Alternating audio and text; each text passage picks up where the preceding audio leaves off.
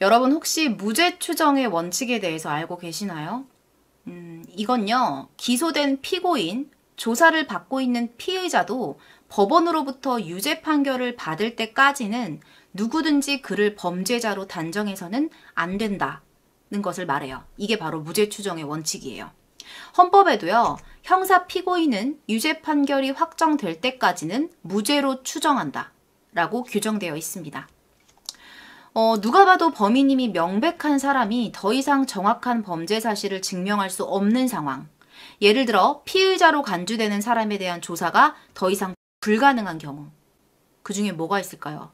그 사람이 사망한 경우 이런 게 있겠죠. 그런 경우에도요, 이런 무죄 추정의 원칙이 적용이 되겠죠. 정황 증거는 모두 한 사람을 지목하지만 유죄라고 확언하지 못하는 경우. 오늘은요, 유력한 용의자가 사망함으로 인해서 공식적으로 유죄인자가 없는 사건에 대해서 준비를 해봤습니다.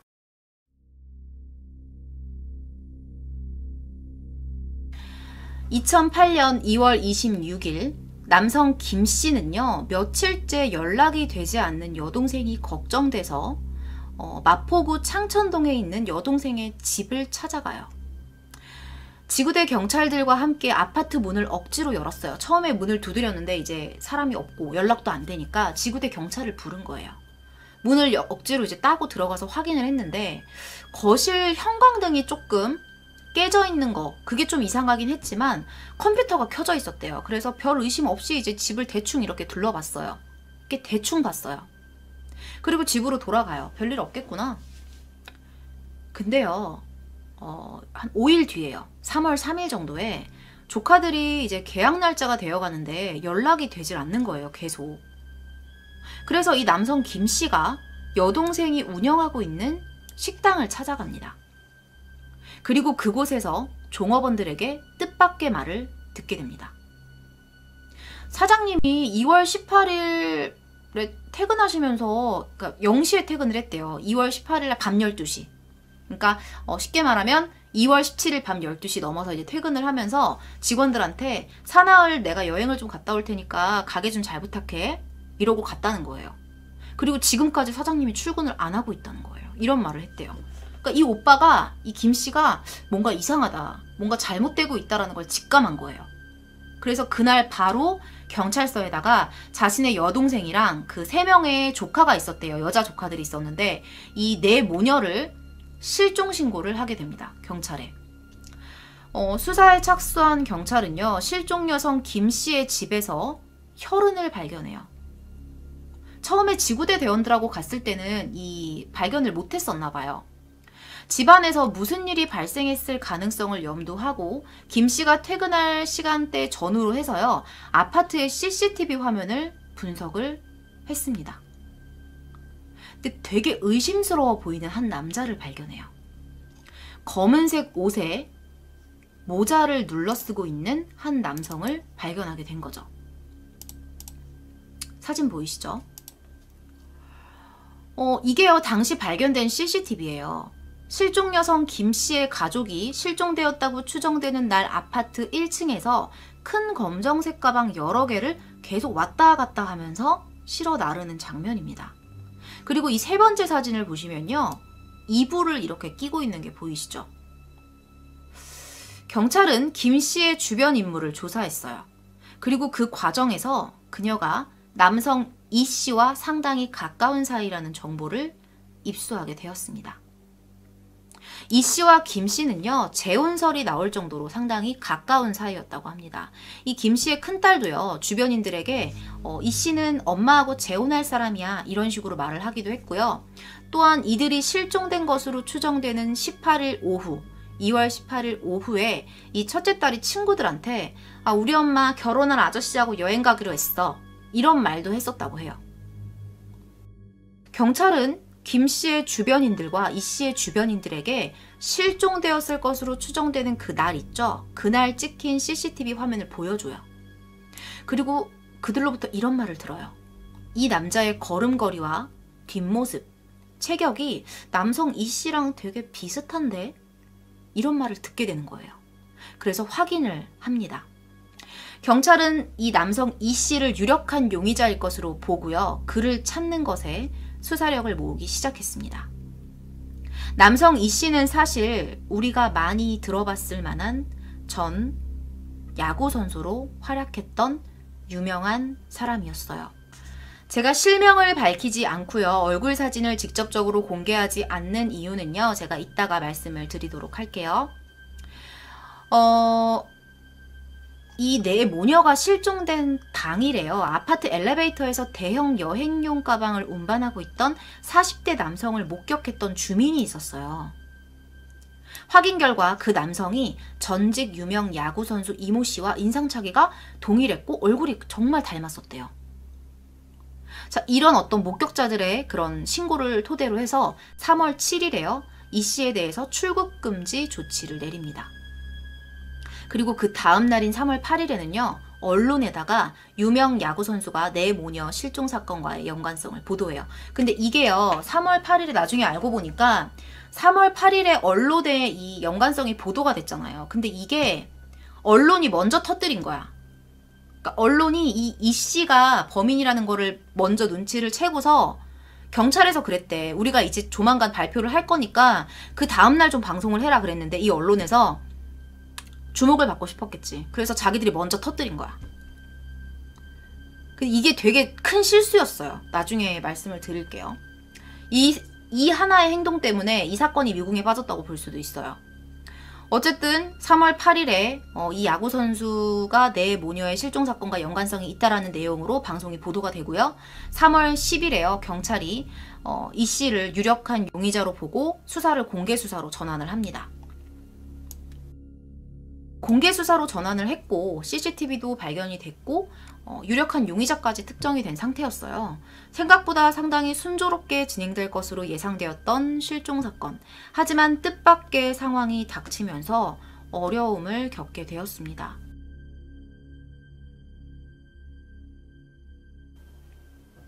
공개 수사로 전환한 지 몇 시간 지나지 않은 3월 10일 오후 3시 8분경에 반포대교에서 약 400m 떨어진 한강 한가운데 투신 자살한 남성의 시신이 수상보트를 타던 사람들에 의해서 발견된 거예요.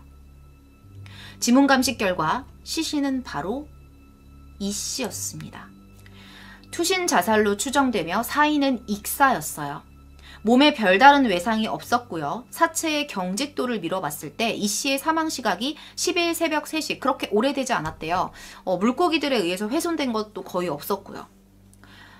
유력했던 그가 정식으로 체포가 되기 전에 사망하게 되면서 범죄조차 확실하게 증명할 수 없는 상황이 되어버립니다. 수사가 이때부터 완전 침체되기 시작한 거예요. 그런데요, 당일 3월 10일 11시경에 전남 화순에서 제보가 들어와요. 그러니까 이 시신 발견되고 나서 이게 아마 이때 완전 특종으로 보도가 됐을 거야, 이 사건이. 그리고 나서 그날 11시에 전남 화순에서 신고가 들어와요. 제보자는 그 전남 화순에 사는 사람이었는데요. 그 사람이 자기가 이 씨로 보이는 사람의 부탁으로 이 전남 화순군에 있는 동면의 공동묘지 근처에다가 비석을 세울 구덩이를 파줬었다는 거예요. 저 이 씨로 보이는 사람이 저한테 부탁을 해가지고 뭐 비석 자리로 구덩이 좀 파달라 그래서 제가 동네 사람들하고 파줬었는데 이 얘기를 한 거예요. 경찰이 바로 출동해요. 그 자리로. 그리고 이 제보한 사람이 알려준 그 장소에 가서 구덩이를 막 파기 시작해요. 그리고 그 결과 구덩이 안에는요, 그 모녀가 사라졌던 날 CCTV에 찍혔던 이 씨로 추정되는 그 남성이 가지고 있던 4개의 가방이 발견이 돼요. 그리고 그 가방 안에는요, 총 4구의 시신이 한 구씩 두꺼운 비닐에 쌓인 채 발견되었어요. 실종된 김 씨와 3 딸이었습니다. 이게 발견 그 당시 구덩이에요. 실제 사진입니다. 이만큼 구덩이를 파서 거기다가 그 여행용 가방에다가 시신을 넣어놨던 거예요. 여러분, 이것도 있고요. 또 뭐가 있냐면요, 이거는 이제 당시 시신 수습한 사진입니다. 4구죠, 총 시신이 수습하고 있는 사진입니다. 어... 수사 초기의 CCTV 분석에서 집에 있을 것으로 예상되었던 김 씨와 둘째 딸, 셋째 딸. 김 씨와 둘째 딸, 셋째 딸은요, 평상복 차림이었어요. 그리고요, 큰 딸만 외출복 차림이었어요. 그리고요, 시신이 발견된 이 장소 있죠? 이곳이 어디냐면 이 씨의 고향이에요. 그리고 선친의 묘소가 있는 공동묘지 주변이었습니다. 시신을 검안한 결과 김 씨와 첫째 딸, 셋째 딸은요, 둔기에 머리를 맞아 숨진 것으로 밝혀졌고요. 둘째 딸의 경우에는 여성용 티셔츠로 얼굴이 이렇게 둘러싸여 있었대요. 그리고 상대적으로 상처가 가벼운 것으로 봐서 다른 사인이 있을 것으로 추정을 했습니다. 그리고 셋째 딸은요, 속옷이 입에 이렇게 물려져 있었대요. 그 상태로 숨져 있었다고 합니다.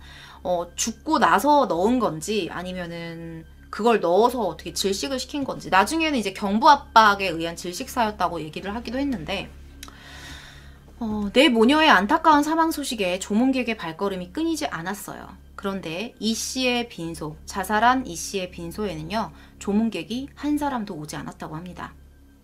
심지어 가족들은 장례식장의 명단에다가 이 씨의 이름을 올리지 않았고요. 조용히 조촐하게 장례를 치렀다고 전해졌습니다. 죽은 자는 말이 없죠. 피해자와 유력한 용의자가 모두 사망한 가운데 남는 것은 온통 다 의문점밖에 없었어요. 컨텐츠를 준비하면서 가지게 됐던 의문과 실제 수차례 제기됐었던 마포 일가족 살해 사건에 대한 의문을요, 몇 가지로 정리를 해봤습니다. 첫 번째는 4명이 죽었는데 어떻게 아무도 몰랐냐는 거예요. 만약에 경찰의 CCTV 분석 결과와 추정대로 모녀가 집 안에서 살해가 됐으면 왜 주변인들이 아무도 몰랐을까요? 아무도 몰랐대요. 누구 한 명을 살해하는 과정에서 조금이라도 소리가 나거나 우당탕했을 거 아니야. 이 부분에 대해서 혹시 다른 곳에서 죽인 게 아니냐라는 의문이 제기되기도 했어요. 하지만 실종 추정 당일 이 씨로 보이는 남성이 검은 가방을 가지고 수차례 왔다 갔다 했던 모습이 포착이 됐었고, 김 씨와 둘째 딸 그리고 셋째 딸이 신발도 신지 않은 평상복 차림으로 발견된 점, 그리고 CCTV 내에 있는 가방이 실제로 발견된 점 등을 미뤄봤을 때 이웃이 모를 만하게 계획적으로 얼마든지 범죄를 저질렀을 가능성도 충분하다고 보여졌어요. 발견 당시에요, 둘째 딸이랑 셋째 딸은요, 옷으로 얼굴을 이렇게 둘러놓거나 입안에다가 속옷을 집어 넣어놓거나 이런 것들이 발견이 됐었어요. 근데 만약에 이게 살인을 하기 전에 행해진 거라면 소리를 지르지 못하게 하려고 이렇게 입을 막았을 수도 있지 않을까? 그런 생각도 조심스럽게 해봤습니다. 실제로 나중에 발견된 첫째 딸 같은 경우에는요, 둘째 딸이나 셋째 딸처럼 얼굴을 가리거나 입을 막아놓는 그런 모습은 보이지 않았었다고 해요. 두 번째 의문점은요, 김 씨의 전 남편이에요. 이 피해 여성 김 씨가요, 전 남편이 있었어요. 근데 그 전 남편이 죽었거든요. 그 전 남편의 죽음과 그리고 또 다른, 이 사람들 주변의 또 다른 어떤 사건에 대해서 말씀을 드릴게요. 사망한 김 씨의 전 남편은요, 자살로 목숨을 끊은 것으로 알려져 있었습니다. 그런데요, 이 씨와 김 씨는 2년 전부터 서로 열애를 했대요. 시기적으로 이걸 따져보면 이 김 씨 여자, 이 사망한 김 씨는요, 남편이 있는 상태에서 이 씨와 내연 관계였던 거죠. 주변인들의 말에 의하면 남편이 숨지기 5개월 전부터 이 씨하고 알고 지냈고, 남편이 숨지고 나서는 이 김 씨가 지인들한테 나 이 씨랑 결혼할 거야 이런 말을 하고 다녔다고 해요. 이게 과연 남편이 죽고 나서 바로 만났다고 할 수가 없잖아. 이거는 이미 그 전부터 뭔가 관계가 있었던 거지. 실제로 주변인들도 그랬고. 이에 따라 이 씨가 김 씨의 사망에 관련해서 어떤 드러나지 않는 연관성이 있을 수도 있다, 이 남편의 자살에 대해서. 그런 의문이 제기되기도 했고요. 그러니까 사실 이런 것들이 별로 중요하지 않게 그냥 묻어져 있었던 건데, 이런 일이 발생하면서 이런 짜잘했던 것들이 다 이제 올라오기 시작한 거야. 그리고요, 이 사건이 벌어지고 나서 한 가지 수면 위로 떠오른 사건이 또 있었어요. 뭐였냐면, 과거에 이 씨랑 동업을 했었던 조 씨의 실종 사건이었어요. 당시 이 조 씨의 실종 사건으로 인해서 이 씨가요, 경찰 조사를 받은 적이 있었대요. 근데 당시 경찰이 조 씨가 주변에 빚이 많았기 때문에 자살을 했을 것이다, 또는 잠적을 했을 것이다, 이제 이런 식으로 결론을 짓고 종결을 지었대요, 이 사건에 대해서. 근데 조 씨가 실종 전에 마지막으로 만났던 사람이 이 씨였거든요, 아내의 말에 의하면. 그리고 아내는 남편이 워낙에 딸을 사랑하기 때문에 이 딸이 눈에 밟혀서라도 어디에 가서 잠적할 사람이 아니다, 이건 단순한 실종이 아니다 라고 말을 했대요. 그래서 사실 이것도 그냥 가볍게 넘길 수 있는 부분은 아니잖아요. 그리고 당시 이 사건을 조사할 때요, 이 조 씨 실종 사건을 조사할 때 이 씨가 그랬대요. 밤 9시경에 조 씨를 만나서 차에서 이야기를 잠깐 나눴고 조 씨가 포장마차 쪽으로 걸어가더라, 이렇게 진술을 했다고 합니다. 이상하게도 이 씨의 주변에 의문의 죽음, 실종 이런 사건들이 있었던 거는 상당히 의아한 부분 중에 하나입니다. 자, 그리고 세 번째 의문점.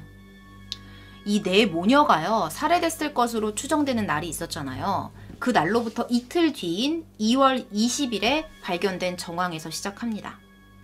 2월 20일 오후 6시 18분에요.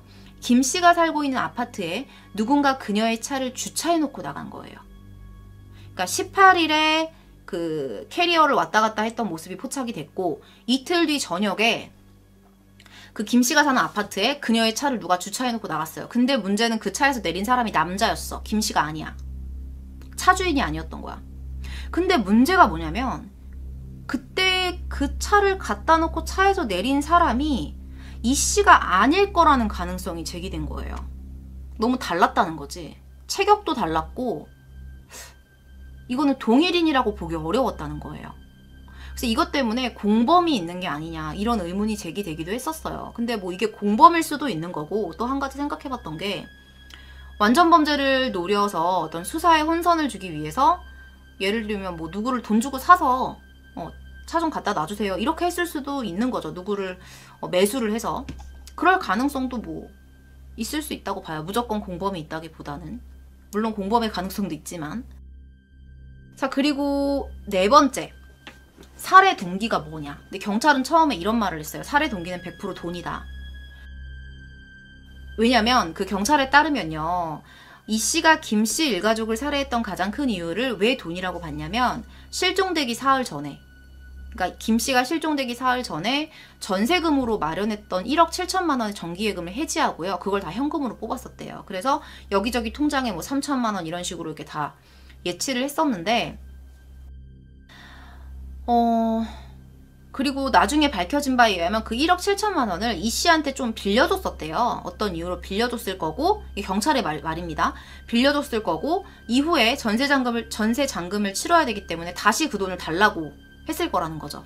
근데 그 독촉하는 과정에서 둘이 어떤 트러블이 생겨서 죽였을 수도 있다, 이렇게 말을 했어요, 경찰에서는.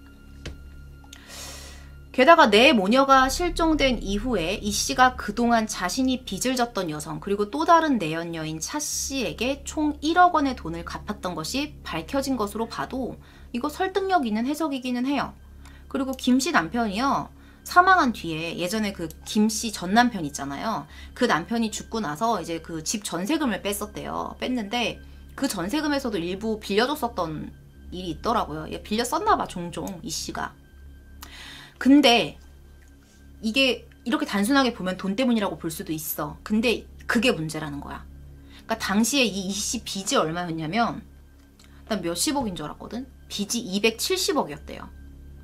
근데 빚이 270억인데 고작 1억 7천만 원 때문에 일가족을 다 죽여? 그리고 자살했다? 이렇게 보는 게 되게 무리라는 해석이 있었어요. 안 그래도 이런저런 돈 문제가 복잡한데 고작 부채의 10분의 1, 100분의 1도 안 돼. 100분의 1도 안 되는 이 금액 때문에 일가족을 살해하고 살인범이 된다? 이렇게 단순히 돈 때문은 아닐 것이다 라는 어떤 의견들도 상당히 많았습니다. 그리고요, 이에 관련해서 그가 주변인들한테 1억을 갚았다고 했잖아요, 죽기 전에. 그 돈 이외에 7천만 원의 행방이 묘연해요. 그래서 이 공범에 관련된 의혹 또한 이것 때문에 더욱 증폭되고 있었다고 합니다. 처음 김 씨의 오빠가요, 동생의 집에 지구대 대원과 도착했을 때 집안에는 컴퓨터가 켜져 있었어요. 이것으로 김 씨의 오빠는 큰 일이 벌어지지는 않았을 것이라고 느꼈을지도 몰라요. 지금부터 제가 말씀드리고 싶은 의문점은 왜 이렇게 집요하게 죽였냐는 거죠. 하지만 시신이 발견된 이후에 이걸 다시 생각해보면 컴퓨터를 끌 시간조차 없었던 거예요. 순식간에 변을 당했다라고 볼 수 있겠죠? 아마도 그래서 주변인들이 몰랐을 수도 있겠죠. 만약에 이 씨가 김 씨와의 금전적인 문제에 의해서 이런 일을 저질렀다면 굳이 왜 그녀의 아이들까지 잔혹하게 살해했을까요? 게다가 새 모녀의 시신을 비닐과 가방에 넣어 차에 싣고 다니면서 당시 첫째 딸이 외출 중이었거든요. 그 외출 중이던 큰딸을 따로 만나요. 따로 만나서 죽여요. 집요하게 다 찾아다니면서 죽인 거야. 준비하고. 이럴 만한 이유가 과연 1억 7천만 원 때문이었을까요? 이 CCTV 화면 딱 보시면요. 저기 지금 이불이 있잖아요. 이 이불이 도대체 뭘까? 왜 이불을 들고 나갈까? 이런 생각을 했어요. 이게 4번째로 왔다 갔다 했을 때 찍힌 사진이에요. 저 이분 들고 있는 게 4번째여서.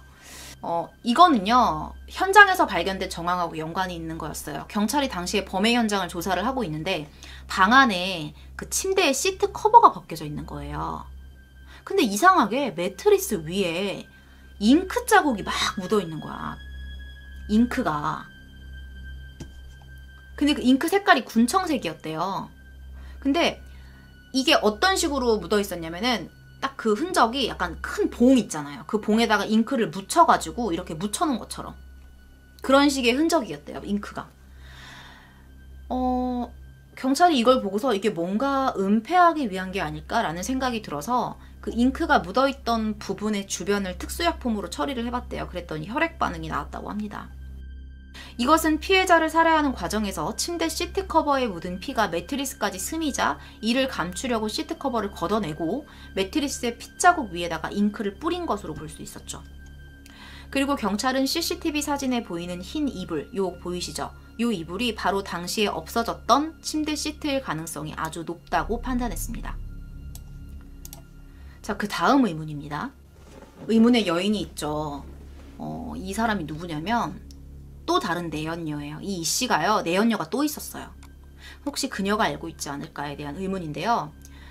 경찰 수사 결과 이 내연녀 차 씨는요. 이 씨가 자살했을 것으로 추정되는 3월 10일 전에 이 씨를 만났었어요. 그러니까 도피 중에 만난 거예요. 만약에 진짜 죽였다면. 이 차 씨의 진술에 따르면 3월 8일 밤에 자신이 이 씨와 만나서 서울의 한 호텔에 투숙을 했었다. 근데 그때 뉴스에서 내 모녀 살인 사건이 나왔다. 그래서 저거 당신 아니야? 이렇게 물어봤었다. 그랬더니 이 씨가 아니야 이러면서 TV를 껐다. 그리고 다음날 9일에 이 두 사람이 함께 택시를 타고 성수대교를 지나가다가 이 씨만 성수대교 부근에서 내렸고 이 차 씨는 집으로 귀가를 했다는 거예요. 그리고 이날 자정쯤 차 씨가요. 이 씨하고 통화를 했대요. 근데 아무래도 통화를 하고 나서 곧바로 한강으로 투신했을 것이다. 이렇게 추정이 돼요. 시간상. 만약에 이 사람이 범인이 맞다면 그 보도한 거 있죠. 방송 보도. 공개 수사가 그한테 상당히 심적인 압박으로 다가왔을 수 있다는 거예요. 그래서 이게 아까 제가 말씀드린 게 방송사에서 먼저 터뜨렸다 그랬잖아요. 근데 경찰에서 말했던 게 우리가 조만간 공개할 거니까 그때 좀 해줘라 얘기를 했는데 너무 빨리 터뜨린 거야. 그러다 보니까 얘가 빨리 심적인 압박을 느껴서 빨리 자살을 한 거지. 만약에 자살을 좀 하지 않았었다면 검거를 해서 뭔가 진술을 듣고 이 사건을 해결을 했을 텐데 그런 게 없어서 모든 게 다 이제 의문점으로 남았던 거죠. 이 내연녀 차 씨와 이 씨가 함께 있는 동안에 도대체 둘이서 어떤 말이 오갔고 어떤 대화를 했는지 정확하게 파악된 것은 없어요. 만약에 그날 호텔에서 이 씨가 뭔가 솔직하게 말을 했었다면 차 씨는 진실을 알고 있지 않았을까요? 이게 여전히 의혹으로 남는 부분입니다.